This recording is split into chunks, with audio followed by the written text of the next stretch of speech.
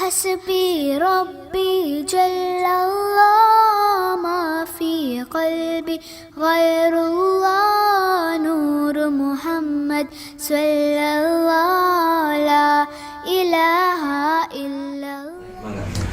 Assalamualaikum warahmatullahi wabarakatuh. Selamat malam sahabat Buya. Pada malam hari ini kita akan coba mengulas ataupun mengapresiasi puisi yang sudah dibacakan oleh guru kita Buya Syakur Yasin. Dan pada malam hari ini puisi yang sudah Buya bacakan adalah yang berjudul Berpikir Realistis. Sahabat Buya, jangan lupa Anda tetap tune in di line YouTube kami, channel YouTube kami, yaitu di KH Buya Syakur Yasin. Dan jangan lupa like and subscribe. Dan jangan lupa juga tutul tanda lonceng agar Anda selalu mendapatkan notifikasi dari video-video Buya yang terbaru. Baiklah sahabat Buya, pada malam hari ini kita bertiga, saya Ubaidillah dan Ahmad Jansab, akan mencoba berbincang-bincang dengan Buya membahas tentang puisi yang berjudul Berpikir Realistis. Buya, langsung saja kita akan bahas tentang puisi itu.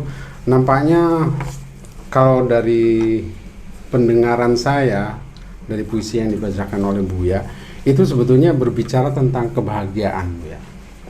Apa memang itu fokusnya?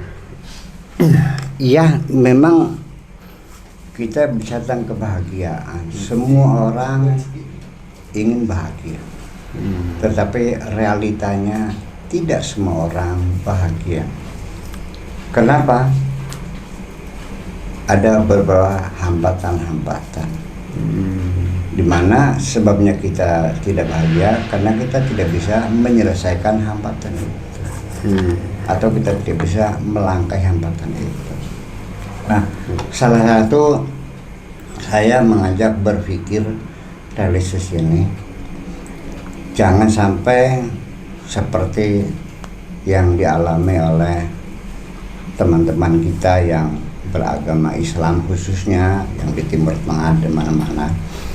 Kita ketika dalam hidup ini menghadapi hambatan, mereka mundur mencari dalil di masa yang lalu. Sekarang kita langkahi hambatan itu dan kita terus berjalan gitu. Saya melihatnya seperti ini, Bu ya, berpikir tentang realistis.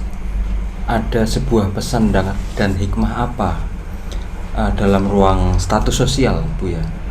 Apakah telah mengalami pergeseran nilai-nilai kemasyarakatan dan budaya yang terjadi di era milenial saat ini, Bu? Ya, sudah barang tentu. Yang paling menonjol adalah materialisme semakin lebih mendominasi, sehingga kita bicara cinta pun akhirnya ya orientasinya kepada materi. Karena anggapan itu terlalu umum sekali bahwa orang bahagia bagaimanapun harus duitnya banyak, harus kaya. Sebab kalau miskin apa bahagianya? Orang duitnya banyak kan enak, beli mobil ada, naik haji bisa, ya sekolah tinggi-tinggi bisa. Kalau uangnya nggak ada, di mana bahagianya? Jadi memang sekarang sudah sepertinya bahagia itu sama dengan ada harta, Materi. padahal nyatanya kan tidak. Saya awali bahwa banyak orang yang kaya raya tapi tidak punya waktu untuk menikmatinya. Apa itu bahagia? Iya. Ada lagi yang sengsara malah tidak boleh menikmatinya karena makanan yang lezat-lezat sudah jadi racun semuanya. Iya. Jadi nampaknya Buya juga menyinggung bahwa ternyata uang itu perannya sedikit sekali dalam kontribusi. Ya lumayan untuk mengurangi sakit kepala sedikit lah. Nilainya hanya sekedar obat sakit kepala. Ya, kalau ada uang kan sakit kepalanya dikit berkurang aja. Berarti secara tidak langsung ini Buya menawarkan sebuah pemikiran di era saat ini. Gitu. Iya, jangan sampai kita terlena dengan teknologi canggih, ya, dengan medsosnya, dengan internetnya, dengan serba cepatnya. Yang saya khawatirkan karena semuanya serba cepat.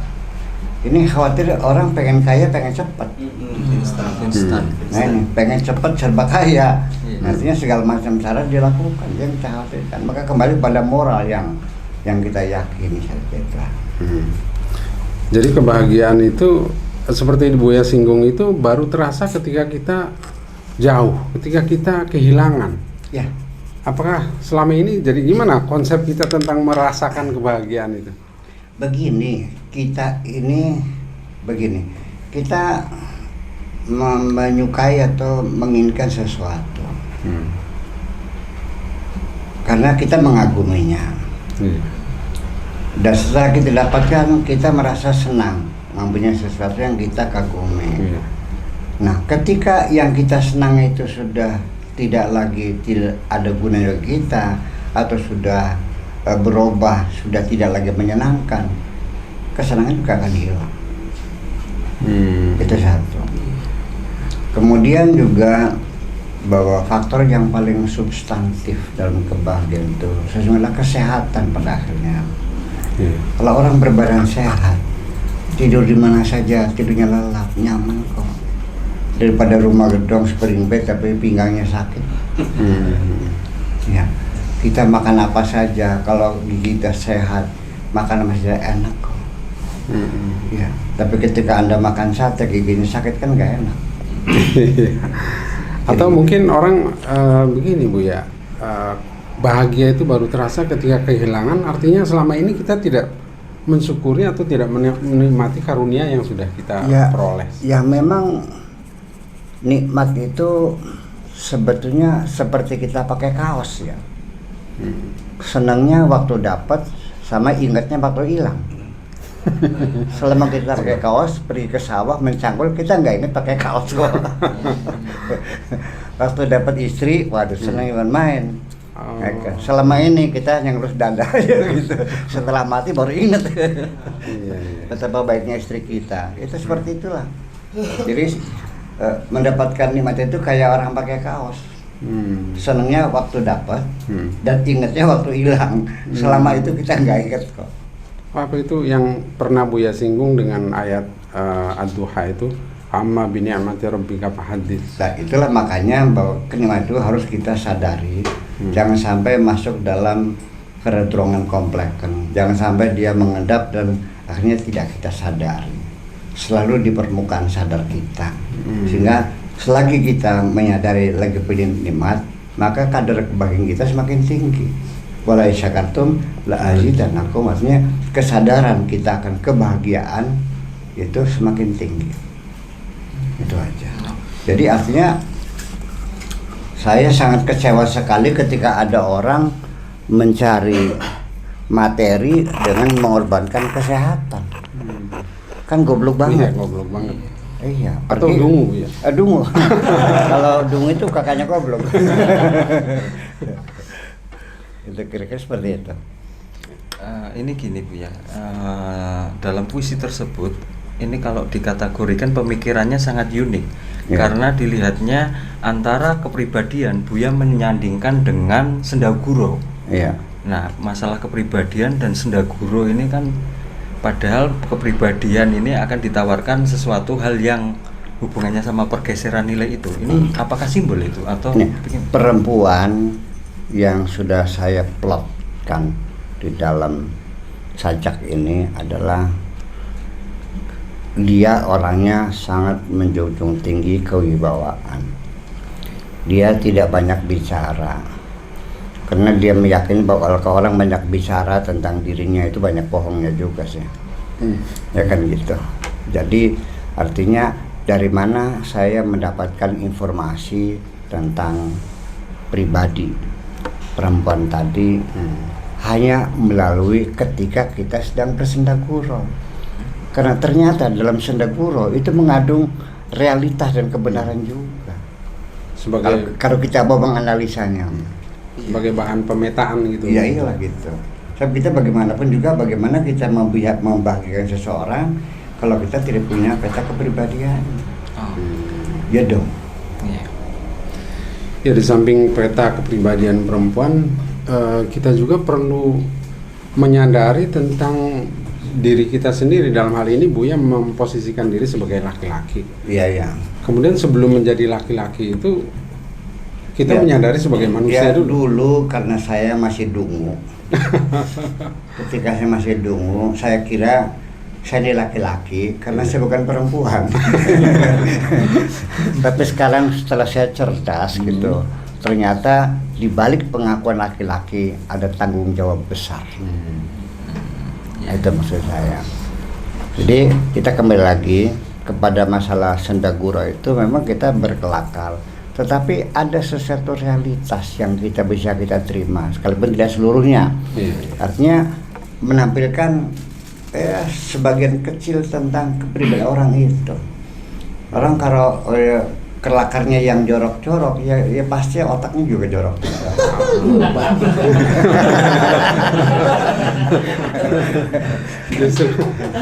Justru peta kepribadian orang itu Iyalah. terungkap dari hal Kalau dia tuh jok politik, ya kita akan menduga ini seorang politisi juga, karena tidak mungkin seorang petani berbicara tentang tentang perpolitikan. Ya, istilah kita menganalisa sendaguro sebagai bahan mentah yang bisa kita analisa. Di situ kita mencari kebenaran yang ada. Untuk mempetakan kepribadian seseorang. Kenapa kita perlu peta pribadi seseorang? Karena ketika saya ingin membahagiakan seorang perempuan yang saya cintai, ya pertama kan saya harus tahu apa yang menjadi kesenangan dia. Saya ingin menyenangkan orang, tapi saya tidak tahu kesenangan dia apa, ya gagal. Iya. Saya kegemarannya mancing. Iya. Saya pasti akan sangat bahagia sekali kalau Anda kasih hadiah saya pancing. Nah, umpamanya Kang Sarip, dia kegemarannya makan. Yang paling mengembirakan kalau saya bawa makanan.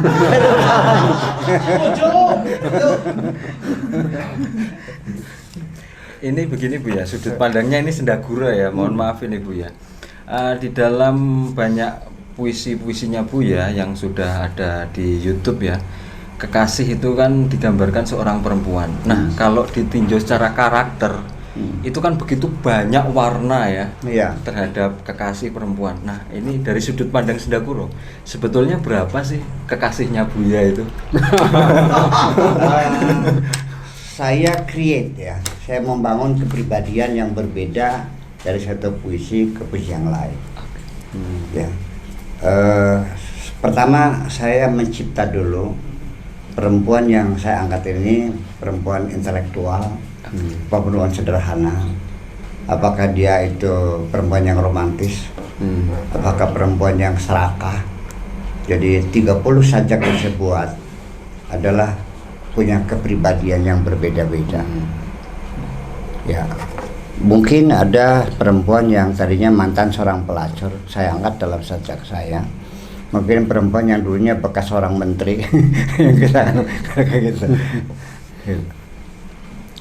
Dan perempuan ini adalah perempuan yang sangat menjunjung tinggi tentang harga dirinya. Dia perempuan yang punya self confidence yang sangat tinggi sekali. Sehingga setiap kata-katanya diperhitungkan semuanya. Itu. Dan salah satu cirinya adalah dia nggak banyak bicara, Bu. Dia lebih banyak menggunakan bahasa sandi. Ya, dia tidak terus terang. Misterius nih, Bu. Oh iya, memang dia orang cerdas. Itu bisa jadi pelajaran buat remaja-remaja ya, untuk menilai perempuan, saya kira. Jadi nanti sajak ini mungkin yang tersentuh adalah yang punya kepribadian seperti ini. Kalau yang saya angkat dari seorang perempuan yang dulunya seorang pelacur yang bertobat, nanti akan menyentuh orang yang itu. Jadi sudah ada 30 perempuan yang sudah saya angkat dalam novel ini. Berarti jumlahnya 30. 30. Ya, nanti lagi 31. Kalau 100 sajak ya 100 perempuan yang berbeda. Dan saya tidak akan mengulanginya karena saya tidak akan mengulang-ulang. Ini mungkin sedikit Bu ya, hubungan di dalam puisi tersebut, hubungan antara ketidakabadian dengan jiwa.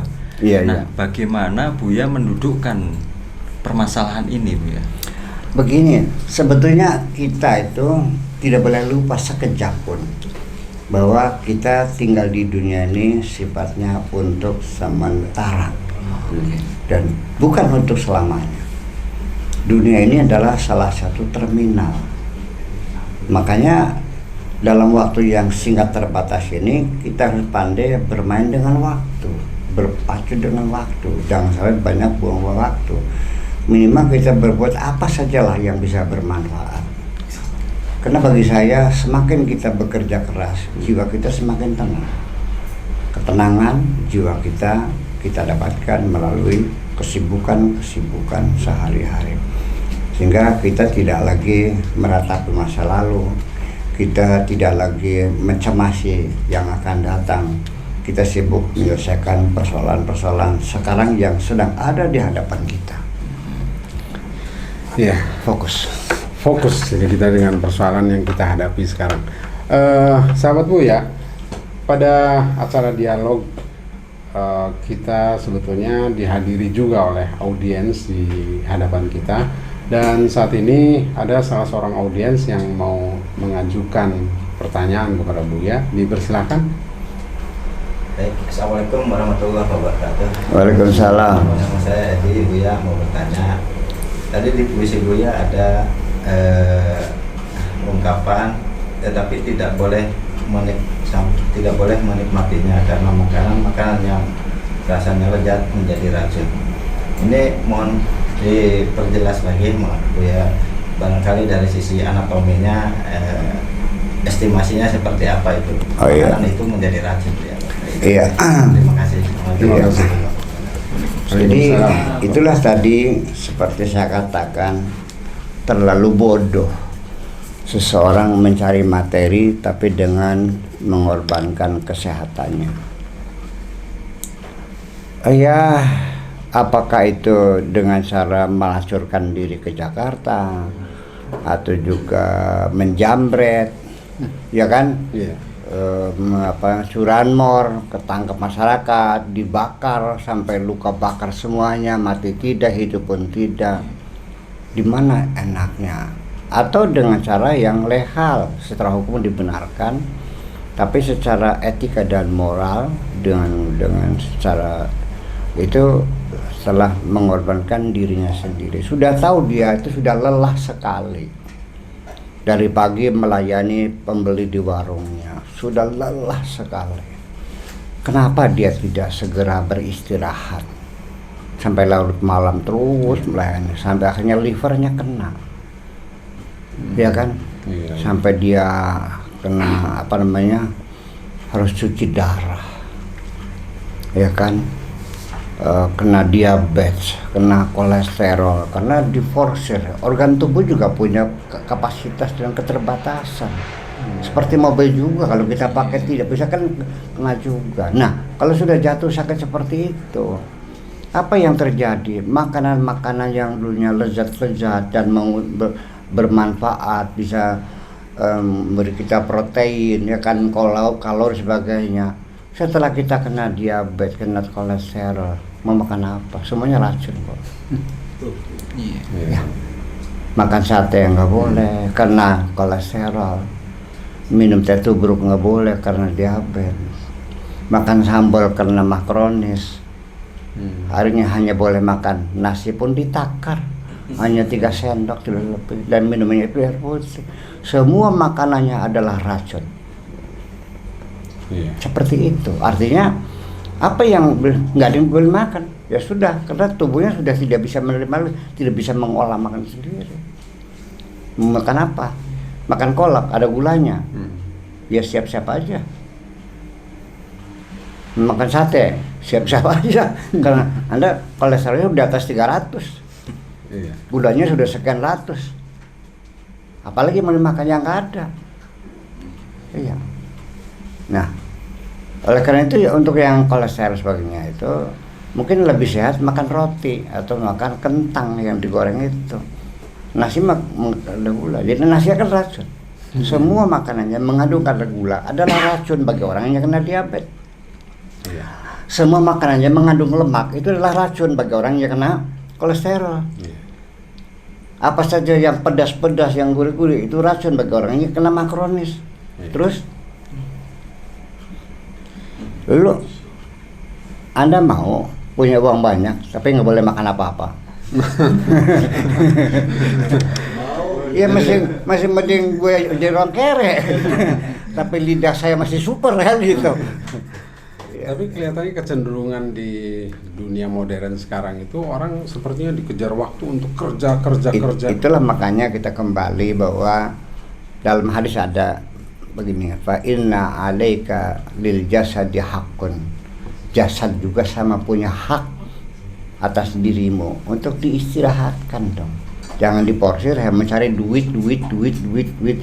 Nah, tetapi akhirnya kesehatan mau runtuh. Lalu uang banyak, kesehatan nggak ada, apa yang kamu nikmati? Iya, sia-sia. Iya.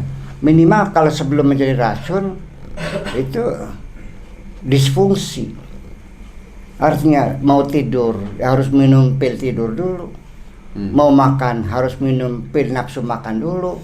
Mau gaul dengan istri juga harus minum Viagra dulu. Lalu gimana enaknya? Apollo. Oh ya, Apollo ada ya. Iya, terima kasih Bu. Begitu kira-kira Pak Edi tadi. Pak Adi, iya. Iya. Kemudian selanjutnya ada lagi dari salah seorang audien di sini, silakan.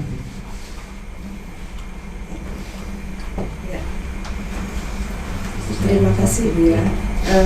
Ini saya Roha Ubay mau nanya soal ada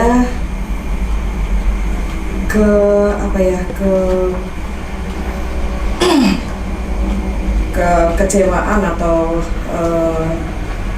menyesal di akhir ketika setelah berpisah baru menyesal gitu. Karena apa? Karena di sini dijelaskan bahwa engkau tidak pernah bercerita tentang dirimu.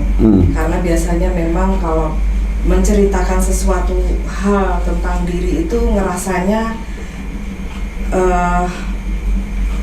menghibur lah gitu ya, karena jadi akhirnya tidak tahu tentang diri kita. Jadi sebaiknya itu bagaimana Bu ya dalam kehidupan, apakah harus kehidupan berdua gitu harus menceritakan. Di sini Buya mengatakan bahwa orang yang banyak bercerita tentang diri sendiri adalah orang yang banyak bohong. Iya. Nah itu mohon penjelasannya, jadi harus gimana gitu. Iya. Ya, terima kasih. Terima kasih. Iya. Ya, kita kan ketika bertemu dengan teman-teman kan punya tipe yang berbeda-beda. Ada yang lebih memilih sebagai pendengar yang budiman. Hanya manggut-manggut aja.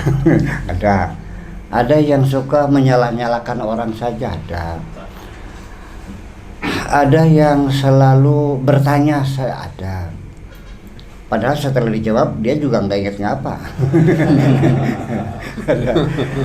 Ada lagi orang yang suka bercerita tentang dirinya, tentang keberhasilannya, tentang hebatnya, ilmunya. Terus dia banyak bercerita tentang dirinya.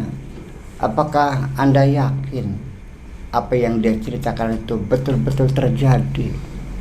Saya tidak yakin. Mesti ada sesuatu yang dilebih-lebihkan.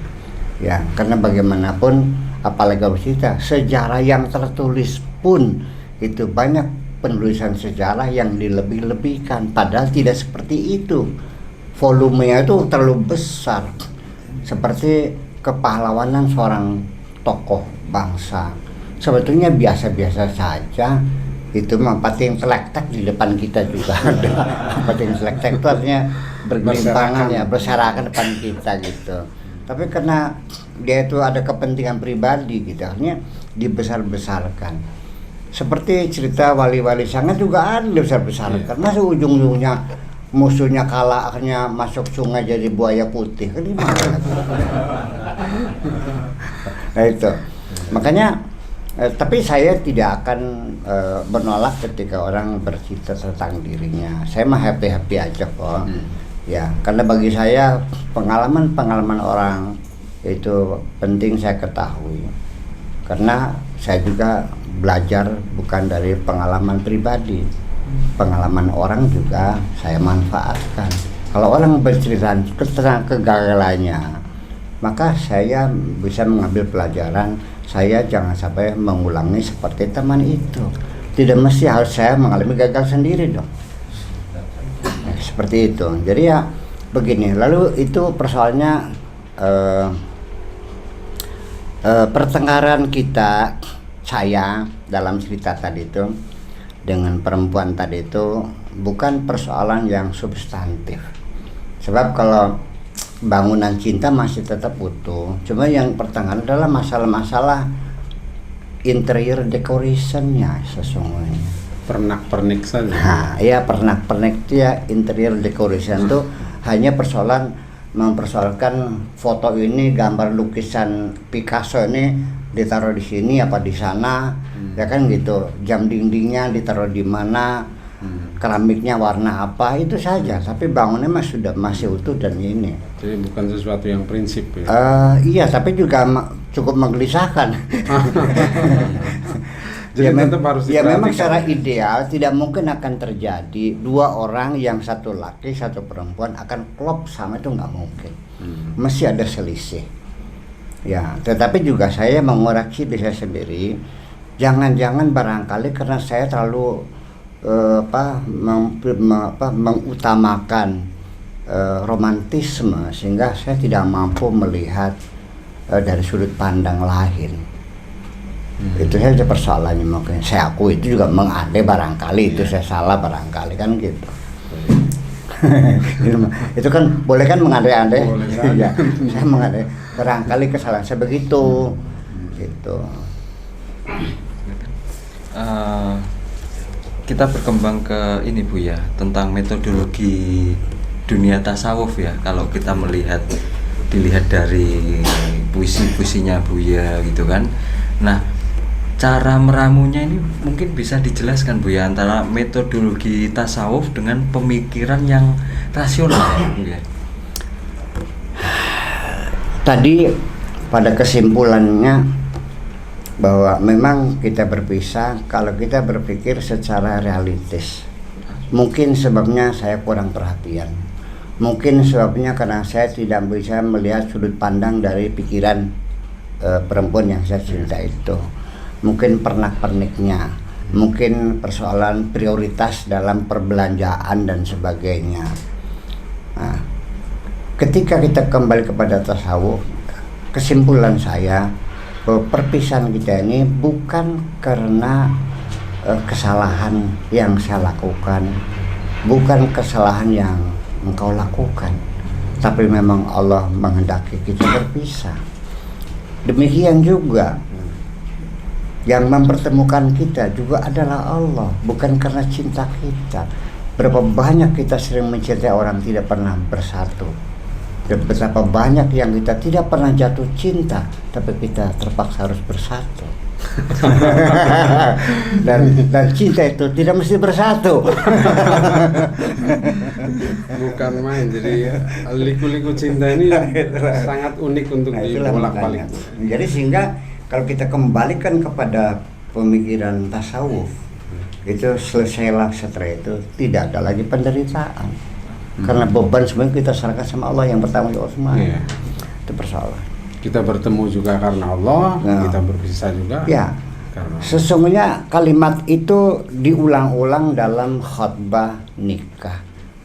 Ya, cuman orang kan tidak memperhatikan. Innahu la yajtami'ani wa la yaftariqani illa biqada'in wa qadar. Diulang-ulang kok.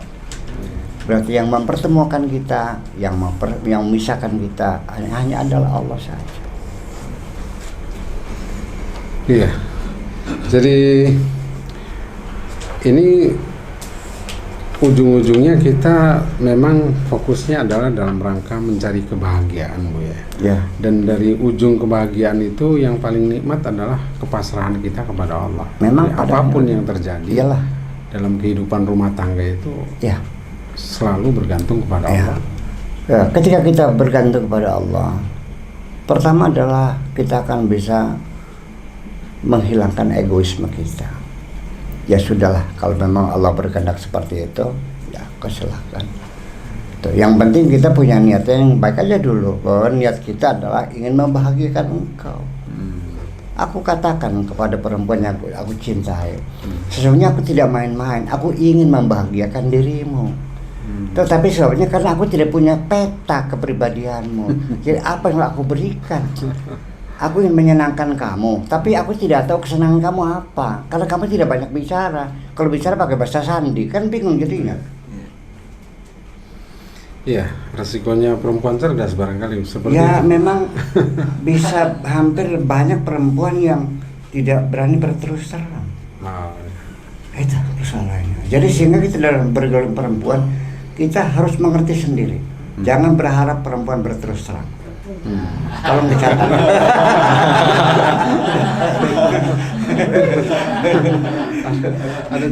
ada juga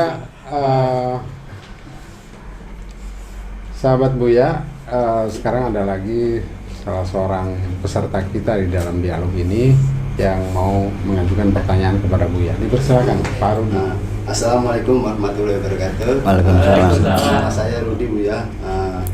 Saya mau bertanya, ada seorang perempuan, dia sangat mencinta sehingga dia rela berbagi cinta. Apakah itu termasuk cinta, Buya? Berbagi cinta. Berbagi cinta. Kepada banyak pihak gitu. Ya, sama ibaratnya ada seseorang itu kita berbagi cinta dengan laki-laki lain atau apa gitu. Termasuk Oh gitu. cinta. Oh artinya poliandri lah. Iya. Iya. Iya. Ya saya kira bukan hanya perempuan, laki-laki juga sama. Malah itu yang terjadi banyak pada pihak laki-laki, berbagi cinta itu. Nah kalau orang punya istri 4, berarti kan cintanya dibagi 4. Jadi istri pertama dapat seperempat, ketiga dapat seperempat, yang keempatnya dapat seperempat kan. Kalau saya mah, kalau cinta, saya apalagi seperempat, dikurangi 1% pun nggak mau saya mah. Aku cinta yang 100%.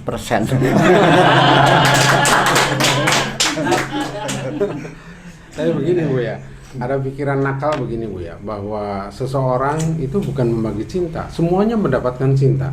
Kita upamakan sebagai sebuah kolam, itu ditaruh ikan satu, ya ikan merasakan satu kolam itu. Dikasih ikan 2, juga merasakan seluruh kolam itu. Jadi kolam itu adalah kolam cinta dan semuanya merasakan cinta. Meskipun kolam itu diisi oleh 100 ikan. Iya, tapi begini ya, ini ada kesalahan pemahaman dari sisi terminologi. Lagi-lagi terminologi. Sebetulnya orang itu belum mencintai, baru mengagumi. Beda. Kenapa dia mengagumi? Karena cantik, karena berwibawa, karena anggun, karena kaya, karena pintar. Pokoknya apa saja yang berkenan di pikiran kita, kita akan mengagumi. Sebetulnya belum menjadi cinta, baru mengagumi. Lalu apa bedanya dengan mencintai? Kalau saya mengagumi sekuntum bunga, tak petik, saya ambil. Karena dibalik mengagumi ingin memilikinya. Tapi kalau aku mencintai sekuntum bunga, akan kusiram dan kupupuk. Itu bedanya. Bukan main. jadi ya, motifnya berbeda Bu ya. Oh iya. Iya, untuk mencintai dan Mengagumi. Nah. Jadi selama ini kita apa ini sebetulnya yang terjadi dalam diri kita? Apakah mencintai Atau mengagumi? Tapi begini, kepada ibu, pada istri Anda Mas Ruha, saya mengaguminya sebagai perempuan yang punya ideologi, cita-cita, ingin memperjuangkan sejenisnya, saya kagumi. Tapi cintaku untuk istriku.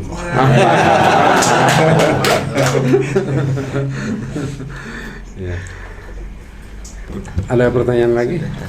Bu ya, ada satu ungkapan Bu ya yang cukup menarik juga, bahwa dia menyimpan penderitaan itu di dalam senyuman. Ini misterius sekali.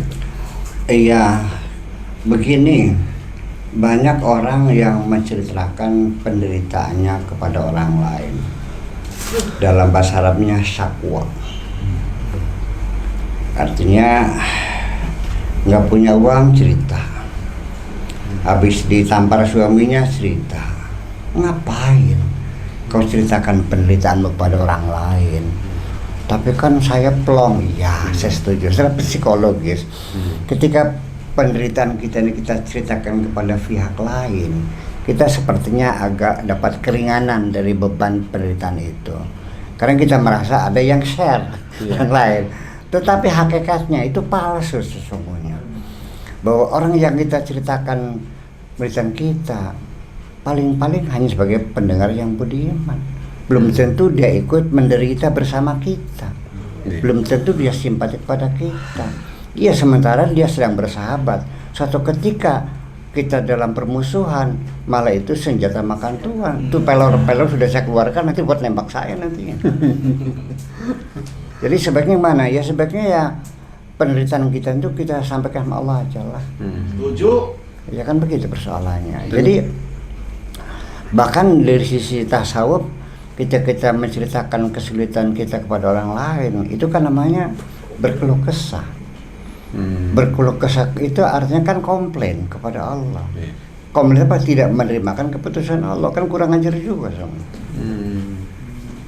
Jadi kita simpan aja dalam. Nah, sekarang santri saya bercerita kepada teman-temannya di luar bahwa makanannya nggak enak, gurunya ngajarnya nggak enak. Ngapain kamu cerita?